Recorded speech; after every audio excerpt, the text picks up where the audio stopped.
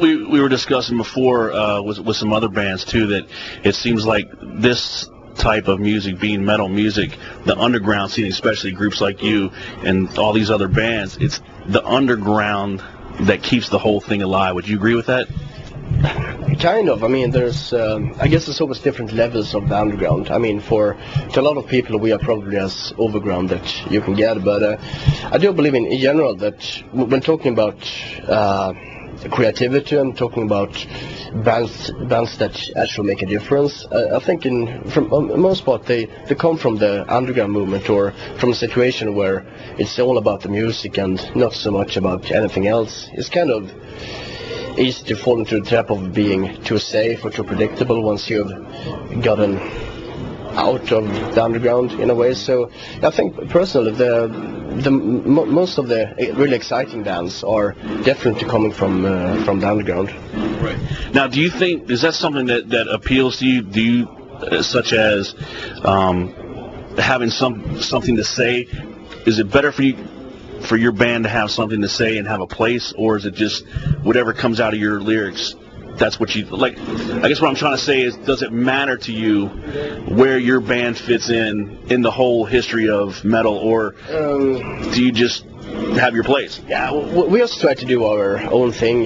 Maybe it was more important in the first years of the band, or when you try to establish yourself, you try to find your own spot. But I think we've been doing this for such a long time, and our albums have been quite eclectic and varied, so I don't really think that we necessarily have to position the band in any way. We keep doing what we want, and I think hopefully we are at the level where when we put out an album, people will give it a chance to listen to it, no matter how it sounds and how it is in relation to what the other bands are doing. So it's probably more important for the record label and management and those people to have a way of describing us, or to have a certain position for us, but we don't really care so much. We just play, and whatever comes out of that will be on the album. Okay, cool.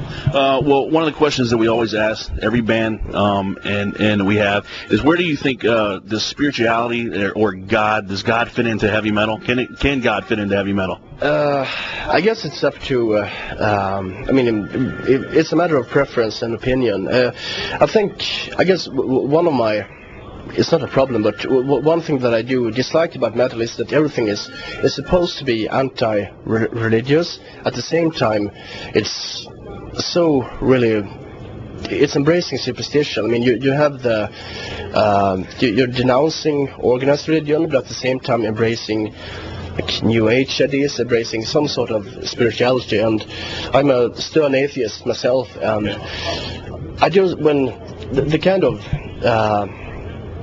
opposition towards religion that is in metal is kind of hypocritical, because people they are denouncing religion, at the same time they are embracing superstition and magical thinking in the lyrics. So for me it's kind of, I guess most people really do believe in God or some kind of higher power, and if they want to express that through metal, it's fine. But I mean, for us, or for me personally, I think God doesn't really have any place in the whole. Okay. I mean, there's no need for the ghost in the machine. Okay. So to say. Well, that's interesting, because one of the things I was going to ask is, I love black metal, black metal music, and the one thing that gets me is that the idea of Satan is a Christian concept, right? So isn't that kind of hypocritical for black metal bands to, sing about that? I guess it is. Of course, one can argue that there are different types of Satanism. You have the LaVey Satanism, which basically is atheistic, but it embraces the whole power of ritual, I guess. And you have these newer forms of Satanism that claim to be traditional or orthodox, but they are really new constructions anyway. So I guess if you're really into it, there always will be ways to find your way through that loophole. You can claim that Satan is just an archetype or a symbol of something else, and not necessarily connected to Christianity. But yeah, that's part of the thing. I mean, if you're supposed to be anti that whole like divinity or godhood, then for me the natural state would be atheism or some sort of secular humanism. But of course, it's cooler to have the whole devil image, and it's more metal. Yeah. I think it's now it's become, because I remember in the '80s, I grew up in the '80s when it was really, really big, and it was like a lot more scarier then. Now it's just kind of become like a whole type of cliche type thing. Yeah, I mean, of course, people can do whatever they want, and everyone is free to believe what you want. But I mean, in my view, most of the black metal people they don't really have so much knowledge about the things that they claim to represent, and it's mainly just for maybe not shock value, but because everything kind of needs to be in that aesthetic. And I mean, it's not a problem, but I think for most bands it's just skin deep, and then maybe there are a few that really have some sort of serious foundation and that know the stuff. But it's kind of, I mean, you can see why outside people really view it more of a circus than something evil. Like if they look at a photo of, say those old Immortal photos where the old wrestling thing, and they go like, this is supposed to be the epitome of evil, but those guys look like clowns in a way. All right, well, after all these years, man, what keeps the fire going in you, man? What makes you keep doing this every day?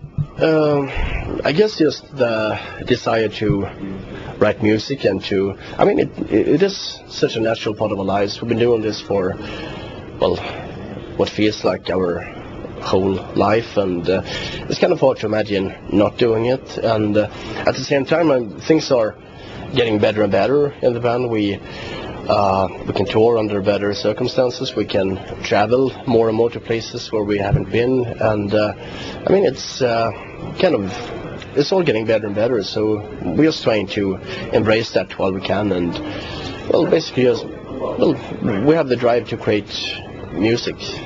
I guess that's the easiest explanation. Okay. Well, do you have any final words for your fans, the people who stuck with you all these years? Thanks for your support, of course, and needless to say, we're happy to finally be able to do some headline shows in America, and we hope that there will be more of them, of course, and we'll just keep on listening to metal, and thanks. You guys are you going to be around the States in the summer?